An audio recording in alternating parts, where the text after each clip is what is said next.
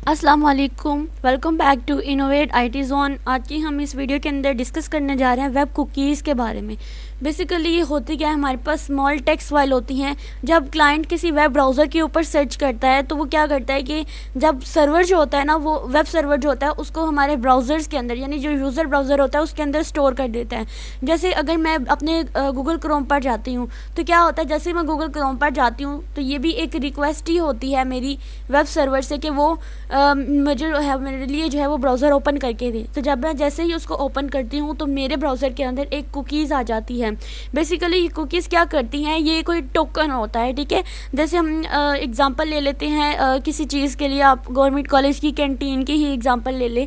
तो उसमें क्या होता है कि हमें कोई चीज़ लेनी है ना, तो उसके लिए हमें टोकन चाहिए होता है। हम उस टोकन को ही यूज़ करते हुए दोबारा से उस जगह पर जा सकते हैं, ठीक है। जैसे उन्होंने हमें एक टोकन दिया है कि आपने ये टोकन लेकर ये चीज़ें आप खरीद सकते हैं। तो इसी तरह से वेब कुकीज़ भी हमारी वेबसाइट, वेब ब्राउज़र्स और वेब सर्वर के दरमियान में यही काम करती है। These text files are temporary storage on the user devices and store the user preferences and information for a specific website. अब क्या होता है कि जब मैंने एक बार एक वेबसाइट को विजिट किया, फॉर एग्जांपल मैंने अपना रिजल्ट चेक करने के लिए पीयू की वेबसाइट को ओपन किया है, तो मैंने एक बार उसको ओपन कर लिया, तो कुकीज़ क्या हुई है, वो मेरे ब्राउज़र के अंदर जाकर स्टोर हो गई है। अब दोबारा जब मैं मतलब फिर किसी और दिन या दोबारा से जब मैं उस वेबसाइट को दोबारा से विजिट करूँगी, जब तक वो उसकी एक्सपायरी डेट नहीं हो जाती तब तक वो मेरे ब्राउज़र के अंदर स्टोर रहेगी। तो क्या होगा कि जब मैं दोबारा से उस वेबसाइट पर जाऊंगी तो वो वेबसाइट का, चूँकि मुझे ये पता होगा कि मैंने रिज़ल्ट चेक करना है, तो वो ऑटोमेटिकली मुझे रिज़ल्ट जो है ना वो शो करा देगा, ठीक है। मुझे उस वेबसाइट तक दोबारा से ले जाएगा बिना टाइम वेस्ट किए, ठीक है। उसके अलावा बेसिकली इसका काम ही ये होता है। अब कुछ इंपॉर्टेंट जो है वो मेरे पास इस वेब कुकीज़ के स्टेप्स हैं, काम कैसे करती है। सबसे पहले तो क्रिएशन होती है।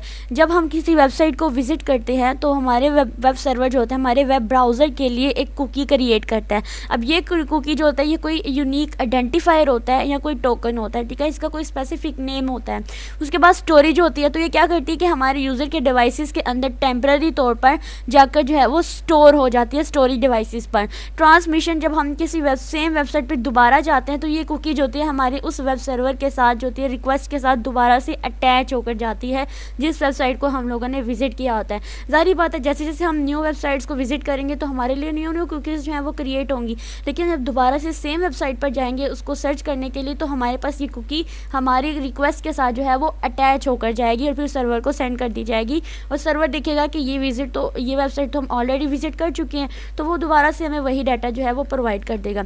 उसके बाद प्रोसेसिंग होती है, ठीक है। जो मैंने अभी बात बताई कि जब कुकीज़ को रिसीव करता है सर्वर, तो फिर वो देखता है कि ये ऑलरेडी लॉगिन है, इसके अंदर ऑलरेडी ये कुकी डाउनलोड हो चुकी है, तो फिर वो उस तरह का प्रेफरेंसेस, उस तरह की इन्फॉर्मेशन जो है वो प्रोवाइड कर देता है। उसके बाद expiry. Cookies have an expiry date which define how long they will remain valid, ठीक है। कुकीज़ की कोई ना कोई एक्सपायरी डेट होती है, यानी समटाइम्स ऐसा होता है कि वो कोई एक सेशन के लिए रहती है, सेशन कुकीज़ हो जाती है, यानी एक सेशन के लिए रहती है कि सिर्फ एक बार ही उसने ओपन होना होता है। जैसे ही हम लोग उस वेब ब्राउज़र को क्लोज़ करते हैं तो वो ऑटोमेटिकली डिलीट हो जाती है, ठीक है। ये इसकी टाइप भी है सेशन कुकी।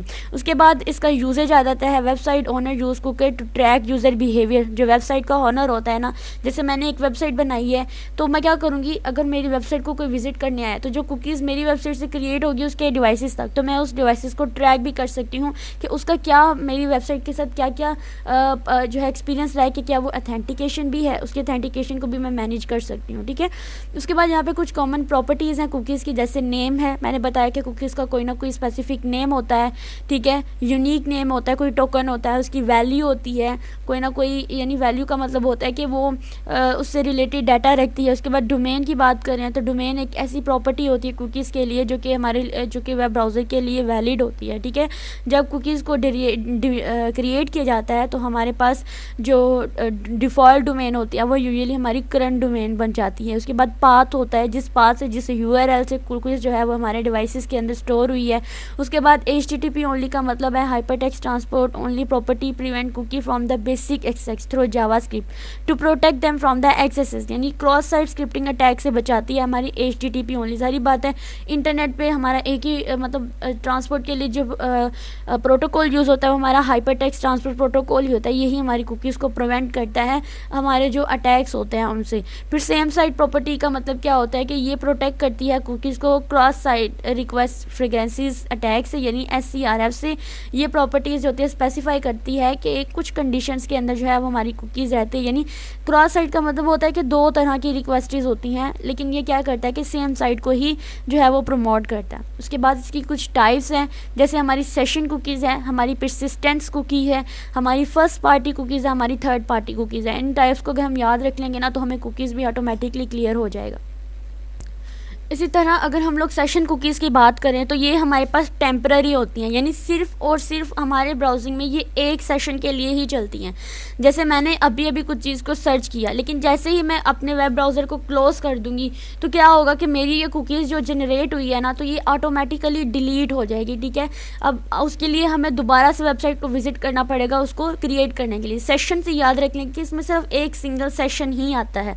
उसके बाद परसिस्टेंट कुकी की बात करें तो ये हमारे ये जो है ये थोड़ी लंबे अरसे के लिए हमारे जो वेब ब्राउज़र होता है उसके अंदर जाकर ये स्टोर्ड होती हैं, ठीक है। ये मल्टीपल वेब ब्राउज़र सेशंस में भी मल्टीपल सेशन जो होते हैं उन तक ये कुकीज़ जो होती है चलती है। यानी एक दफ़ा मैंने वेब ब्राउजिंग क्लोज कर दी, कुकी जो है वो अभी तक मेरी वेब ब्राउज़र में है। अगर मैं अगले सेशन के लिए वेब ब्राउज़र को ओपन करूँगी, दोबारा से उस वेबसाइट पर जाऊँगी, तब भी मेरे पास यही कुकी जो है वो मेरी रिक्वेस्ट के साथ अटैच होकर सर्वर तक जाएगी और मुझे वही इन्फॉर्मेशन जो होती है वो मिल जाएगी। उसके बाद फर्स्ट पार्टी कुकी की बात करें तो ये वेबसाइट को जब हम एक बार विजिट करते हैं तो फर्स्ट पार्टी कुकी का मतलब होता है कि ये मेरे पास जो होती है ये डायरेक्टली हमारे वेबसाइट ओनर जो है उसको क्रिएट कर देते हैं एक ही बार में।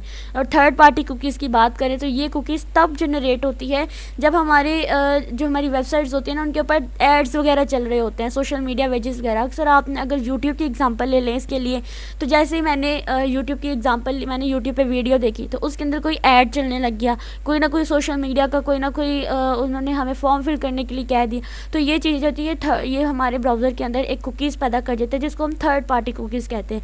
यानी मैंने तो अपना ब्राउज़र यूट्यूब को ओपन किया था, अपनी वेबसाइट यूट्यूब को ओपन किया, लेकिन ये जो ऐड के थ्रू ये सोशल मीडिया के थ्रू जो मेरी कुकीज़ जनरेट हुई है ना इसको हम थर्ड पार्टी कुकीज़ कहते हैं। तो कुकीज़ का बेसिकली यही टॉपिक था। अगर आप इन्हीं पॉइंट को याद रख लेते हैं ना तो आपका लॉन्ग क्वेश्चन और शॉर्ट क्वेश्चन दोनों ईजिली क्लियर हो सकते हैं।